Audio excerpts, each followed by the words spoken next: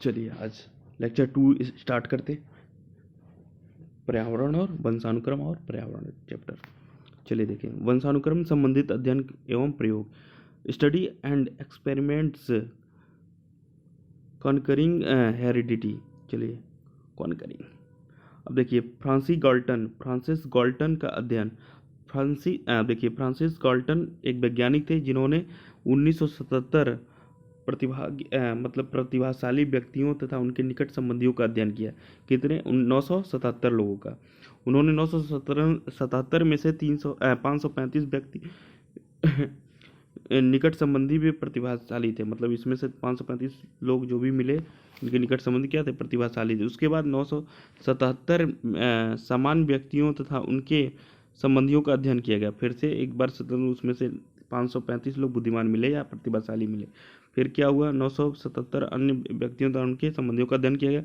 उनमें से पाया गया कि 977 में से केवल 4 ही व्यक्ति ऐसे थे जिन्होंने प्रसिद्धि पाई थी। इससे यह निष्कर्ष कर निकलता है कि मनुष्य के विकास में वंशानुक्रम का विशेष प्रभाव है। यह भी हम किस पर पढ़ रहे हैं? वंशानुक्रम संबंधित अध्ययन एवं प्रयोग पढ़ रहे हैं। चलिए, विंसिप, डॉक्टर ए विंसिप का अध्ययन है। विंसिप ने इंग्लैंड के प्रतिष्ठित रिचर्ड एडवर्ड परिवार का अध्ययन किया। रिचर्ड एडवर्ड 2 विवाह किए थे, जिनकी पहली पत्नी प्रखर बुद्धिमान, मतलब तीव्र बुद्धि थी, बहुत तेज थी बुद्धि थी, दूसरी समान बुद्धि की थी। विंसिप ने पाया कि उनकी पहली पत्नी से उत्पन्न होने वाले संतान क्या हुए? संतान जो थी दूसरी पत्नी से उत्पन्न होने वाले संतानें सामान्य थी, मतलब जो भी पहली पत्नी से उसके क्या थे? उन बच्चों की बुद्धि क्या थी? प्रखर थी, तीव्र बुद्धि थी। और जो दूसरी पत्नी, जो उनकी पत्नी सामान्य थी, उनके बच्चों की बुद्धि भी सामान्य ही थी।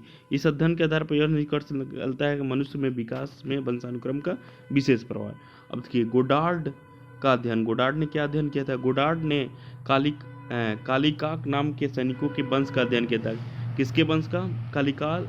कालिकाक नाम के सैनिकों के वंश का अध्ययन किया था। कालिकाक ने युद्ध के दौरान एक मंद बुद्धि महिला से शारीरिक संबंध बनाता है।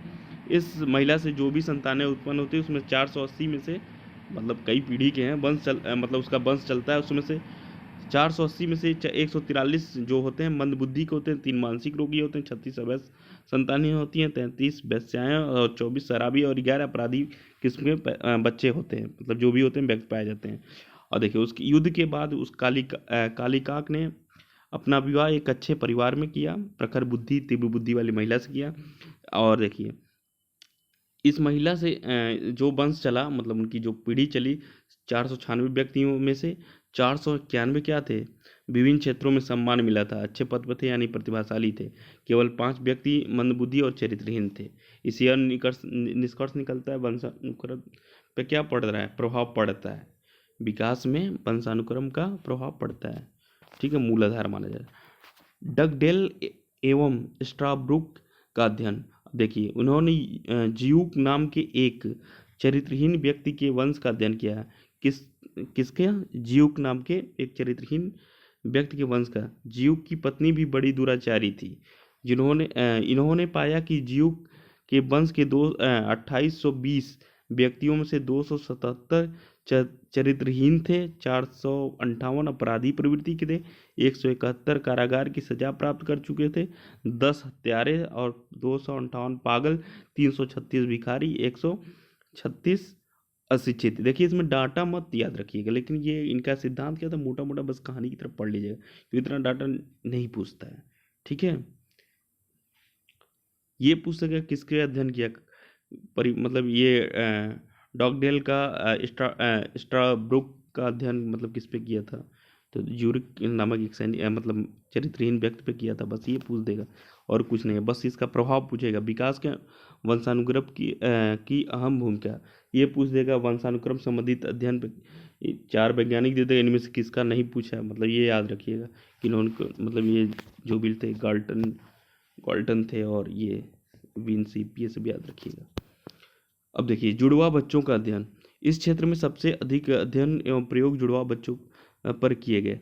फ्रांसिस गाल्टन ने जुड़वा बच्चों के अध्ययन और उन पर किए गए प्रयोग के आधार पर यह निष्कर्ष निकाला कि यह क्षेत्र में सबसे अधिक प्रयोग जुड़वा बच्चों पर किए गए। फ्रांसिस गाल्टन ने जुड़वा बच्चों के अध्ययन और उन पर किए गए प्रयोग के आधार पर यह निष्कर्ष निकाल कर जुड़वा बच्चे का स्वास्थ्य और रंग रूप एक सा होता है और उनकी बुद्धि भी समान होती है।